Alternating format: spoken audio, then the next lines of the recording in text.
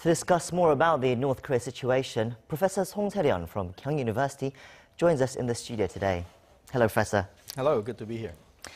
Now, Trump has said there that there is no Libya model that he's pursuing, but he has warned that if North Korea does not accept the deal, Kim Jong-un could end up with the same fate as the former Libyan dictator Gaddafi. A rather sinister warning, some might say. But despite these public comments from Washington and the public words from Pyongyang as well, do you think there is progression towards a deal being made on the denuclearization behind the scenes here? I think so. Both White House and Blue House, and many of us still think that the big picture has not changed.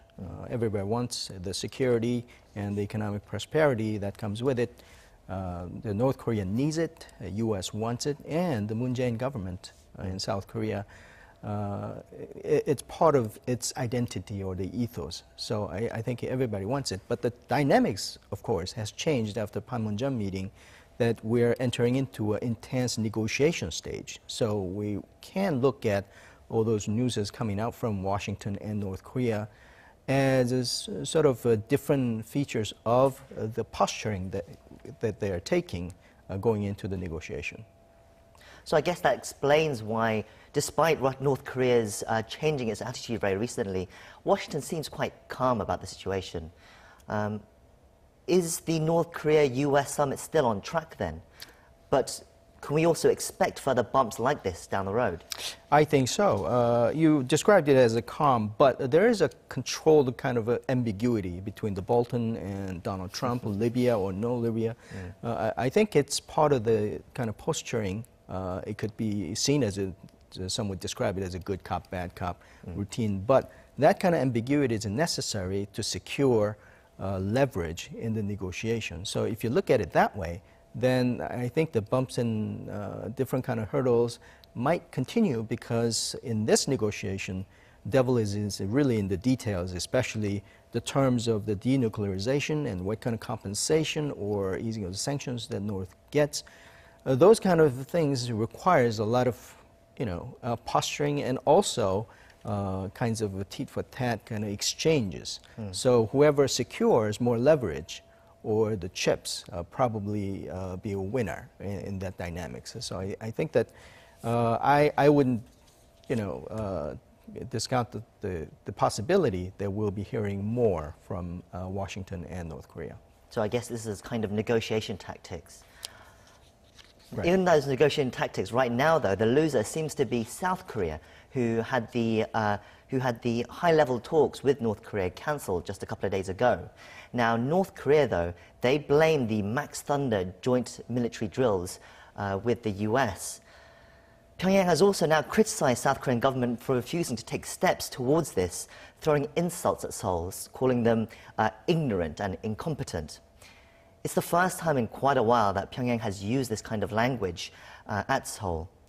The mood had been so good lately, but are we perhaps taking a few steps backwards with the inter-Korean relationship? Well, not necessarily. I think there's always this aspect of a too good to be true kind of aspect between North and South, and it is.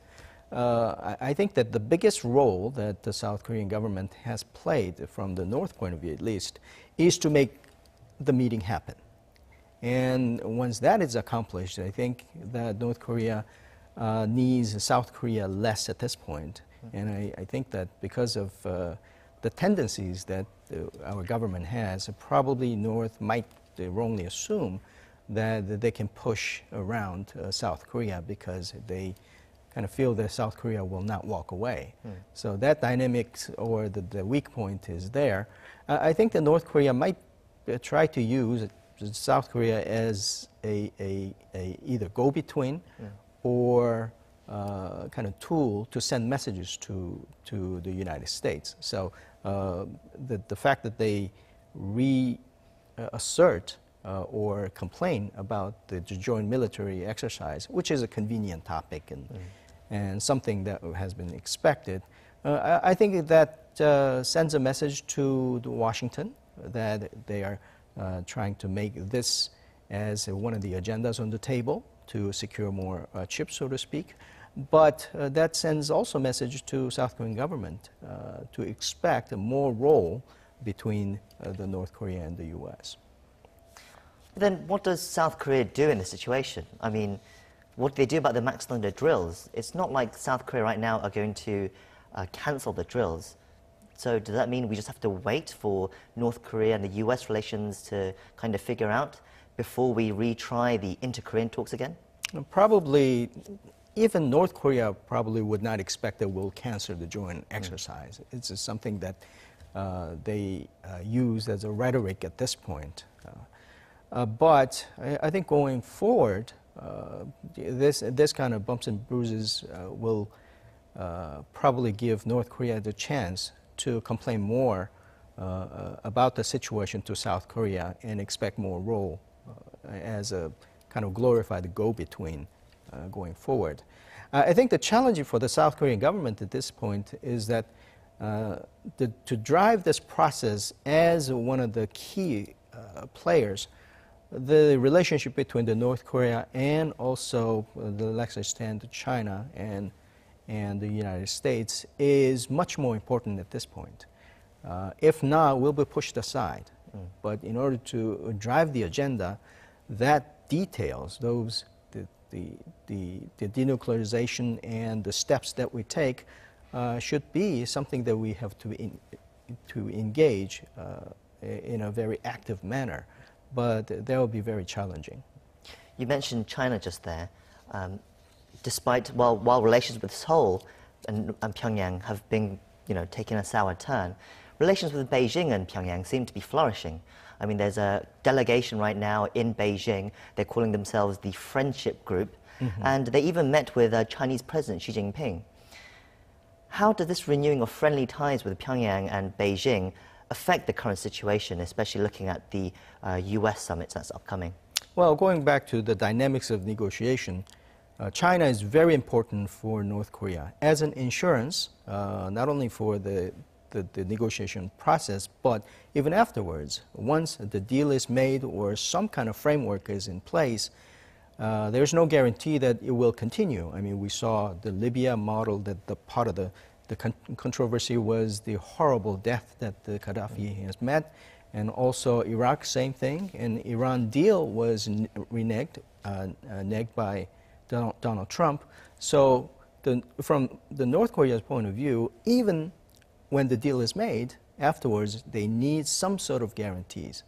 A lot of people think that for that precise reason, North Korea will not give up on their nuclear capacity. But secondarily, or in addition to that, they need China to stand with them. So they have a complex relationship with China.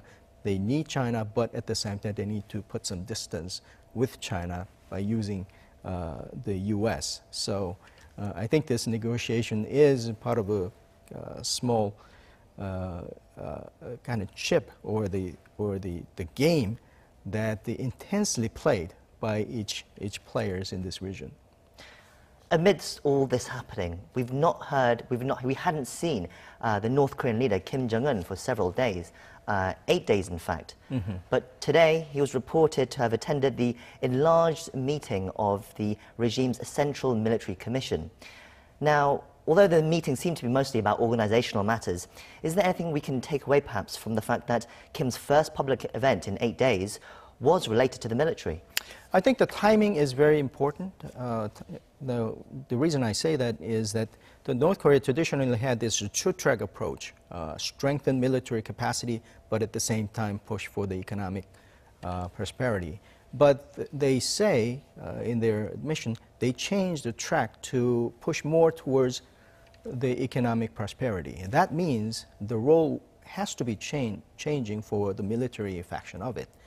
Whether that would be smoothly done or whether there would be some complaints coming out of the military faction, which has always been the strong faction in the North Korea, probably it's something that a lot of people are looking at, whether there will be a hurdle for Kim Jong-un or it will be just in his playbook to change the role of the military faction so that whatever regimes that we come to have in terms of economic prosperity will be aided by the guarantee of the security.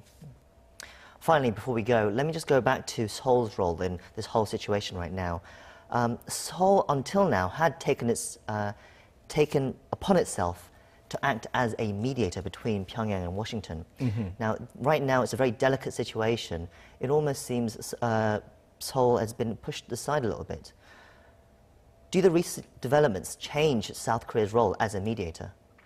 I don't think so, and the Blue House's the ambition at this point has been always to remain in the driver's seat. I think it is still possible, even given the challenging situation.